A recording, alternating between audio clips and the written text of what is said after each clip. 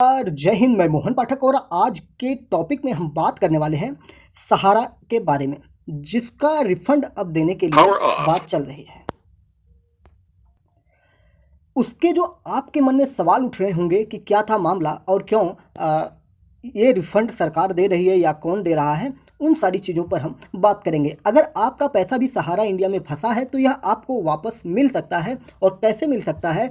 सहकारिता मंत्री और भारत के केंद्रीय गृह मंत्री अमित शाह ने इसके लिए मंगलवार को एक सहारा रिफंड पोर्टल भी लॉन्च कर दिया है। तो आपसे ये भी जानकारी रखनी चाहिए, अपेक्षित होनी चाहिए कि सहकारिता मंत्री अमित शाह के द्वारा किस पोर्टल को लॉन्च किया गया है, जिसका सहारा के द्वारा लिए गए पैसों को देने की बात की जा रही है। तो वो हो जाएगा आपका सहारा रिफंड पोर्टल। तो चलिए आइए इस पर विस्तार से बात करेंगे कि रिफंड के लिए अप्लाई करने से पहले जमाकर्ता को यह जान लेना जरूरी है कि उनके पास क्या डिटेल्स होनी चाहिए।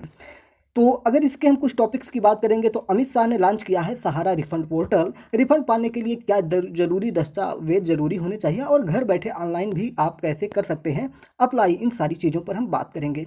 तो सहारा इंडिया की 4 कोऑपरेटिव सोसाइटी में निवेश करने वाले करोड़ों लोगों को उनका पैसा अब वापस मिलने जा रहा है, जिसके लिए मैंने आपको बता दिया कि सहकारिता मंत्री और भारत के केंद्रीय गृह मंत्री अमित शाह के द्वारा मंगलवार को सहारा रिफंड पोर्टल लॉन्च किया गया है।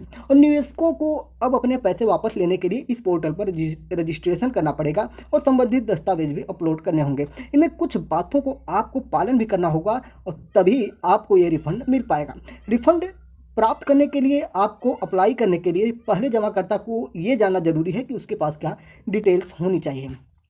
तो सबसे पहले हम ये जानेंगे कि कौन रिफंड करने के लिए अप्लाई कर सकता है। तो ऐसे निवेशक जिन्होंने Sahara credit cooperative society limited Lucknow या Saharayan universal multipurpose society limited Bhopal, Humara India credit cooperative society limited Kolkata, Stars multi purpose cooperative society limited Hyderabad में निवेश किया हुआ है।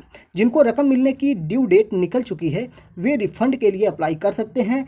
इन सोसाइटीज़ के निवेशकों को लगभग 86,000 करोड़ रुपए से ज़्यादा जुटाए थे। जमाकर्ता के पास क्या होना चाहिए, तो इसके लिए आपके पास सदस्यता संख्या होनी चाहिए, जमा खाता संख्या होना चाहिए, आधार से जुड़ा हुआ मोबाइल नंबर होना चाहिए, साथ ही साथ जमा प्रमाण पत्र या आपका जो पासबुक है वो होना चाहिए। यदि रिफंड की राशि 50,000 रुपये और उससे अधिक है तो आपको पैन कार्ड नंबर भी देना होगा। यदि किसी के पास पैन कार्ड नहीं है तो इस स्थिति में वो क्या कर सकता है, तो ऐसे जमाकर्ता को पैन कार्ड बनवाना होगा, ये अनिवार्य है, वरना वह रिफंड के लिए अप्लाई नहीं कर पाएगा। क्या मोबाइल नंबर और बैंक अकाउंट अनिवार्य है, तो आपके लिए ये जानना जरूरी है कि आधार से जुड़ा मोबाइल नंबर और आधार से जुड़ा बैंक अकाउंट अत्यंत जरूरी है। इसके बिना जमाकर्ता का रजिस्ट्रेशन नहीं किया जाएगा। अगर हम कहें कि क्या रिफंड के लिए अप्लाई करने पर कोई शुल्क लागू है, तो बिल्कुल भी नहीं, यह बिल्कुल मुफ्त है, कोई भी शुल्क आपको नहीं देना पड़ेगा। सहारा रिफंड के लिए रजिस्ट्रेशन कैसे करें, अगर हम इसकी बात करेंगे तो सहारा में फंसा पैसा वापस पाने के लिए आपको रजिस्ट्रेशन करना होगा और इसके लिए कहीं भाग दौड़ करने की आपको बिल्कुल भी ज़रूरत नहीं है। आप अपने घर पर बैठकर ऑनलाइन भी इसको अप्लाई कर सकते हैं। यहाँ हम आपको इसका पूरा तरीका बताने वाले हैं। आपके पास आधार से जुड़ा मोबाइल नंबर और आधार से जुड़ा खाता नंबर भी होना चाहिए। पहले रिफंड पोर्टल पर आपको जाना है और इसके होम पर पेज पर आप जाकर रजिस्ट्रेशन पर क्लिक करेंगे और आधार से जुड़ा मोबाइल नंबर और खाता नंबर इसमें दर्ज करेंगे। एक OTP जनरेट करेंगे और क्लिक करेंगे। OTP दर्ज करें और इसको सत्यापित करेंगे। साथ ही साथ OTP सत्यापित होते ही आपका आवेदन रजिस्टर्ड हो जाएगा। क्या जमाकर्ता को एक ही क्लेम फॉर्म से सभी डिपॉजिट की डिटेल्स देना जरूरी होगा, तो जमाकर्ता को सभी जमाओं की डिटेल्स एक ही क्लेम फॉर्म में जोड़कर देना होगा, ये आपको ध्यान रखना है। जमा प्रमाण पत्र या पासबुक की कॉपी भी अपलोड आपको करनी पड़ेगी। आपके मन में ये भी सवाल बन रहा होगा कि क्या जमाकर्ता क्लेम फॉर्म जमा करने के बाद उसमें बदलाव कर सकता है, तो बिल्कुल भी नहीं। आप फॉर्म अप्लाई करने के बाद एक बार क्लेम फॉर्म जमा करने के बाद आप उसमें कोई भी बदलाव नहीं कर सकते हैं, इसलिए एक बार में ही आपको ठीक से फॉर्म भरना पड़ेगा। जमाकर्ता को कैसे पता चलेगा कि उसका फॉर्म सबमिट हो गया है, तो क्लेम फॉर्म और दूसरे दस्तावेज जमा करने के बाद पोर्टल पर एक रसीद संख्या आपको दिखाई देगी और रजिस्टर्ड मोबाइल नंबर पर भी आपको SMS प्राप्त हो जाएगा। आपके मन में ये भी दुविधा होगी कि जमाकर्ता को रिफंड की राशि कितने दिनों में मिलेगी। तो अप्रूवल के बाद जिस तारीख को आपने दावा किया है या आपने रजिस्ट्रेशन किया है, अप्लाई किया है, उससे 45 दिनों के अंदर दावा राशि आधार से जुड़े अकाउंट नंबर में आपको भेज दी जाएगी। तो ये सारी चीज़ें आपको सहारा से जुड़ी हुई है, मैंने आपको बताई है। उम्मीद है कि आपको अगर किसी का पैसा इसमें फंसा हुआ होगा तो उसको पैसा मिलने की गारंटी यहाँ पे केंद्रीय गृह मंत्री के द्वारा दिया जा रहा है। अगर सहारा में आपका भी पैसा फंसा है तो वापस पाने के लिए आप ऑनलाइन आवेदन कर सकते हैं, जिसका लिंक मैंने आपको यहाँ पे ज़रूर दिखा दिया होगा चित्रों के माध्यम से। अगर आप लगातार वीडियो देख भी रहे होंगे तो उम्मीद है कि आपको सारी डिटेल्स सहारा के बारे में प्राप्त हो चुकी है। तो सहारा क्या था, क्यों पैसा फंसा था, इस पर भी थोड़ा सा हम जान लेते हैं। पूरे मामले की अगर हम बात करेंगे तो ये मामला 2009 में निकल के आया था। मामला क्या था, आइए इसको डिटेल में जानते हैं। 2009 में सहारा ग्रुप की एक कंपनी के शेयर मार्केट में जाने की इच्छा से मामला शुरू हुआ था। शेयर मार्केट में जाने से पहले सेबी से अनुमति लेना होता है। ऐसे में सितंबर 2019 में सहारा प्राइम सिटी नाम की कंपनी ने सेबी को आईपीओ लाने के लिए DRHP भेजा, यानी मार्केट से पैसा उगाहने के लिए अपना बायोडाटा भेजा। सेबी कंपनी का बायोडाटा जांच रही थी।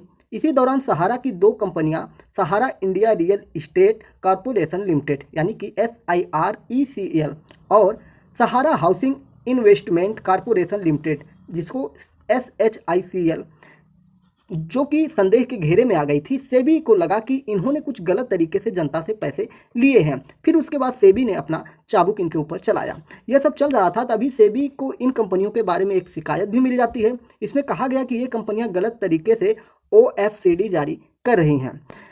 सेबी की पोल कैसे खुलती है, अगर हम इसकी बात करें, मतलब सहारा का जो पोल खुलता है कैसे होता है, सेबी इसकी पोल कैसे खोलती है, उसके बारे में जानते हैं। तो सेबी ने जांच शुरू की। सामने आया कि SIRECL और SHICL ने 2.5 करोड़ लोगों से 24,000 करोड़ रुपए इकट्ठे किए हैं।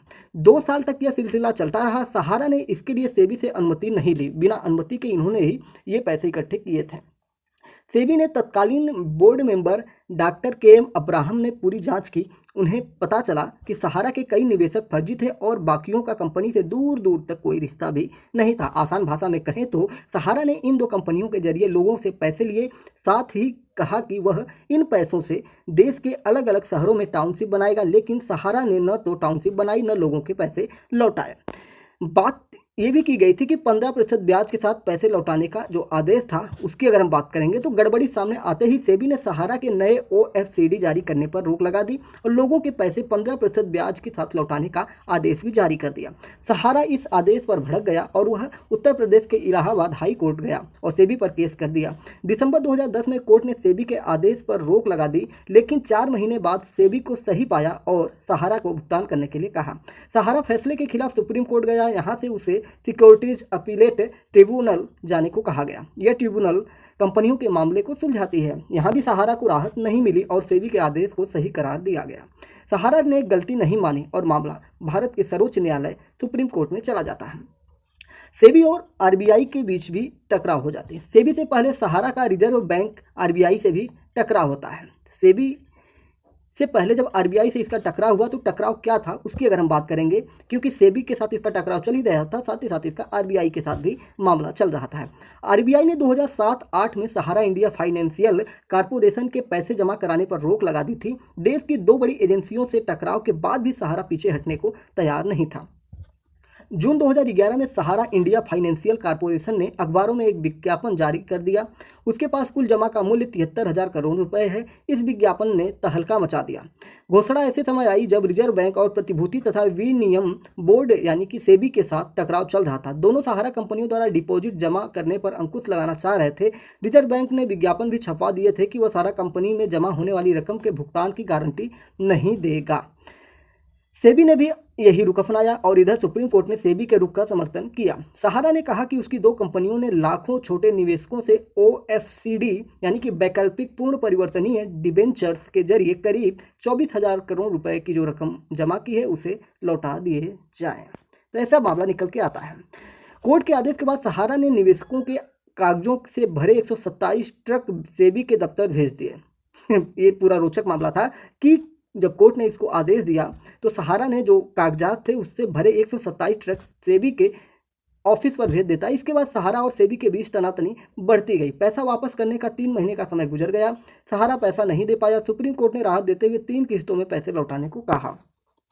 सहारा ने पहली किस्त में 5210 करोड़ यानी कि 5210 करोड़ रुपए सेबी के खाते में जमा करा दिए थे। साथ ही कहा कि बाकी पैसे सीधे निवेशकों के खाते में डाल दिया। लेकिन सहारा न तो पैसे लौटाने के सबूत दे पाया, न पैसे आने का सोर्स बता पाया। सहारा के इस रुख पर सुप्रीम कोर्ट ने सहारा के बैंक खाते सीज करने और संपत्ति सील करने को कहा। फरवरी 2014 में सुब्रत रॉय को गिरफ्तार किया गया, लेकिन मई 2016 के बाद से वह पैरोल पर चल रहा है, यानी कि कोर्ट द्वारा उनको कुछ बाउंडेशन के साथ जेल से बाहर छोड़े हुआ, यानी कि उनको गिरफ्तारी नहीं की गई है। पेरोल इसी को कहते हैं। निवेशकों के पैसे अभी भी अटके हुए हैं। पैसे सहारा सेबी के खाते में हैं। इसी को लेकर सहारा लगातार विज्ञापन दे रहा है। सुब्रत राय को निवेशकों के पैसे न लौटाने के चलते जेल भी जाना पड़ा था। सुब्रत राय कौन है, इसके बारे में अगर हम जानना चाहें तो मूल रूप से बिहार के रहने वाले सुब्रत राय ने 1978 में 2000 रुपये की रकम लगाकर कारोबार शुरू किया था। उन्होंने लोगों से पैसा जमा करने की एक स्कीम से शुरुआत की और इस पर 1979 यानी कि 1979 से 1980 में पाबंदी लगा दी गई थी। तुरंत पैसा वापस करना पड़ा। फिर उन्होंने हाउसिंग फाइनेंस कंपनी शुरू की, जिसके लिए बाजार से पैसा उगाहने की कोशिश कोई सीमा नहीं थी। उनका यह काम चल निकला। बढ़ते बढ़ते सहारा देश की टॉप की कंपनियों में शामिल हो गई। एक समय सहारा की कंपनी में इंडियन रेलवे के बाद सबसे ज़्यादा कर्मचारी काम करते थे। 2013 में टाइम मैगजीन ने सहारा को भारतीय रेलवे के बाद दूसरी सबसे ज़्यादा नौकरी देने वाली संस्था बताया था। इंडिया टुडे ने उनका नाम देश के 10 सबसे ताकतवर लोगों में शामिल किया था। देश प्रेमी सुब्रत रॉय हैं क्या, आइए इस पर भी बात करते हैं। तो सुब्रत रॉय अक्सर देश प्रेम की बात करते रहते हैं। भारतीय क्रिकेट टीम का स्पॉन्सर बनने के लिए भी देश प्रेम को आधार बनाया। बीसीसीआई को एक विदेश कंपनी से स्पॉन्सरशिप मिल गई थी, लेकिन सुब्रत रॉय ने बीसीसीआई के उस समय के प्रेसिडेंट जगमोहन डालमिया को फ़ोन किया, देश प्रेम की दुहाई दी और 10% ज़्यादा रकम का ऑफर देते हुए स्पॉन्सरशिप ले ली। कॉमनवेल्थ गेम्स से पहले उन्होंने विज्ञापन दिया। उन्होंने देश की इज्जत का हवाला देकर इन खेलों में घोटालों की जांच टालने की अपील की। सहारा का बहुत ही लंबा चौड़ा कारोबार है। सहारा का business finance, infrastructure and housing, media and entertainment, consumers, retail, venture, manufacturing और IT सेक्टर में फैला हुआ था। सहारा ने अमेरिका के न्यूयॉर्क शहर में 4400 करोड़ रुपए में 2 होटल भी खरीदे गए होटलों में न्यूयॉर्क प्लाजा और ड्रीम न्यूयॉर्क दुनिया के नामी होटलों में शामिल हैं। सहारा श्री के पास मुंबई के एम्बी वैली में 313 एकड़ जमीन का डेवलपमेंट राइट, मुंबई के वर्सोवा में 106 एकड़ की ज़मीन, लखनऊ में 191 एकड़ की ज़मीन, देश के 10 अलग अलग शहरों में 764 एकड़ की ज़मीन है। तो ये जो न्यूज़ हमने आपको बताई, ये न्यूज़ द इंडियन एक्सप्रेस और लल्लन टॉप के न्यूज़ आर्टिकल से लिए गए हैं और भी कई आर्टिकल्स को इसमें समाहित किया गया है। तो उम्मीद है कि आपको अब सहारा से जुड़ी सारी चीज़ें डिटेल में प्राप्त हो चुकी होंगी। अगर आपका पैसा इसमें फंसा है तो हमने पहले ही जो प्रक्रिया बताई है उस प्रक्रिया के अनुसार आप अपने पैसे वापस ले सकते हैं। चैनल पर नए हैं तो चैनल को सब्सक्राइब जरूर करिएगा। जय हिंद, नमस्कार, भारत माता की जय।